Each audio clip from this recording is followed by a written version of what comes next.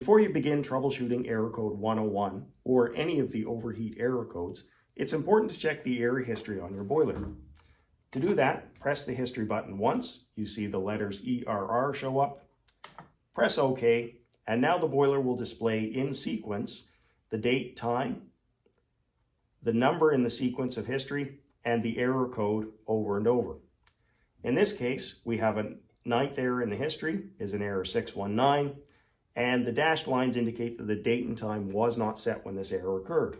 To see the next error in the history, simply hit the minus button. As we go down through, you can see there is a number of errors stored in history. If you see error codes like a 1P1, 1P2, 1P3, 104, or 105, all of those are codes that I would consider complementary to the 101, and they indicate that you've had lack of flow in the boiler, and it may be something that's increasing in severity or something that's a little bit intermittent. Every now and again, the boiler may get way too hot and go to a 101. Most of the time, it may just be running hot. If you see that, it's very important that when you run the boiler next, you're going to press and hold the menu button, wait for the info menu to show up, and now you're looking at the outlet temperature of the boiler. Use the plus button to see the inlet temperature. So menu 06 is outlet, menu 07 is inlet temperature. If you subtract these two from each other, they indicate the delta T through your boiler, or the rise in temperature. If you have a lack of flow, you're going to have a very big rise in temperature through the boiler, which indicates a lack of water flow. A normal delta T at 100% firing rate for a TRX 150 boiler, whether it's in hot water or in heating mode, is going to be a rise in temperature of 40 Fahrenheit from the return to the supply. That is completely independent of the incoming temperature. If you come in at 50, the boiler will leave at 90 if it has adequate flow. If you come in at 140, you'll leave at 180 when the boiler's at maximum fire if the flow is adequate. If you see a much higher delta T, this indicates that there's a blockage somewhere in the system. If you have a combi boiler like this one, and you only see high delta T during a hot water call, it indicates that the plate heat exchanger has become plugged up on the boiler water side. The boiler water side is where the water exits the boiler, comes down through this pipe, plumbs into that plate exchanger, through the exchanger, back into the pump. If you have a heat only, this loop of plumbing would go through the indirect hot water tank, unless, of course, you're not using the indirect.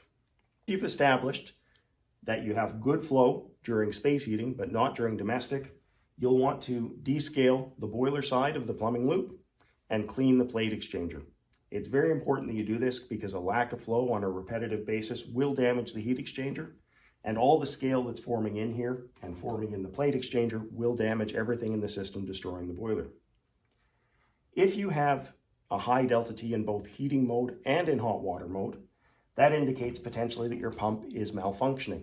If the boiler dramatically overheats and instantly shoots up 10, 20, 30, 40 degrees in a few seconds, again, that indicates that you have a lack of water flow.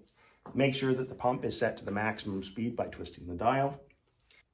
If you have a lack of water flow, the first thing you should do is inspect the return filter on the boiler to ensure that it's not clogged up. The return filter sits in the bottom right-hand side of the cabinet. It can be accessed without removing the cabinet side. It takes a little practice, but it is not difficult to do. If it's your first time doing this, I would recommend that you open the boiler side so you can get a better view of what you're doing. And that's what I'll do now so you can see what is going on. As always, start by disconnecting the power to your boiler before you do any service inside. You're going to remove the 2 screws on the cabinet. One top, one bottom. Those are Phillips screws. You're then going to take your T20 and remove the screw that's in the top middle and the bottom middle of the cabinet. I've already done that on this one, so now I'm going to slide the side to one side and give you a better view inside the cabinet. Now that I've opened the cabinet, I'll push the wires out of the way. This is the return filter down here. If you were leaving the side of the boiler on and wanted to service this, you would start by removing the first horseshoe clip, set it to one side, and you would pull this plug out. This plug is there to allow the filter to be made a little bit smaller so that it can be removed with the side on. You're then going to pull the second clip, and what I like to do is I use this as a tool, sticking in the slot that the first clip came out of, gently pushing, and that removes the filter from the unit. These filters should remain clean for the life of the boiler. If they do happen to plug up, it indicates that there's debris in your system that should not be there. If it's heavily plugged, clean it out, reinstall it in the boiler, and then flush your system. This one's clean, so we'll reinstall it. Stick that in, make sure to put your clip firmly in place. Grab your plug. This will only fit one way. So if it won't fit the first way, rotate it around, and when it's lined up correctly, it will slide right in place. Grab your clip, slide it into the slots, and that is your return filter serviced. Give it a little tug to ensure that the clips are seated correctly. In general, you cannot seat the clip at all if this is not the right position. If you suspect you have a pump problem, which may be indicated by a red flashing light or a white flashing light on the pump, first make sure that you have no air in the system. If you're comfortable that there is no air in the system, but you think the pump is still malfunctioning, the next thing to do is power down the unit, and we're going to remove the pump head and inspect the pump cartridge. To do that, you're going to remove the 4 screws that hold the pump cartridge in place. These are a 4mm Allen key, and simply unscrew those. Undo each of these screws, and carefully remove the pump head.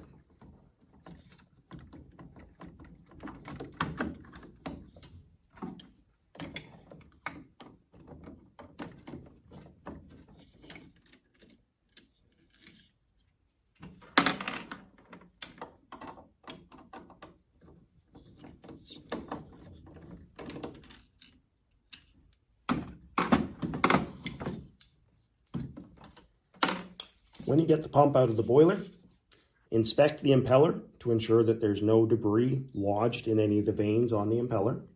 You'll also want to grab the rotor and pull it out from the body of the pump and inspect this area here to see if there's a black slimy buildup. If there is, it indicates you've got magnetite in your heating system, and that will damage the circulator and cause it to seize. Also, this bore may be cleaned out. Simply wipe it out with a dry rag. Get as much debris out as you can, and then reassemble your circulator. Firmly press this plate down, reinstall the O-ring, using care to ensure it stays in place when you reassemble this. If the O-ring is out of place, it will leak. A good tip here is to lubricate the O-ring using either water or something like a silicone lubricant or a synthetic grease. It makes the pump go back together much easier. To reinstall the pump, firmly press it in place, giving it a little twist to ensure the O-ring seats nicely, and reinstall your 4 screws. It's always good to reinstall the screws in a crisscross pattern to avoid putting undue strain on anything inside the boiler cabinet.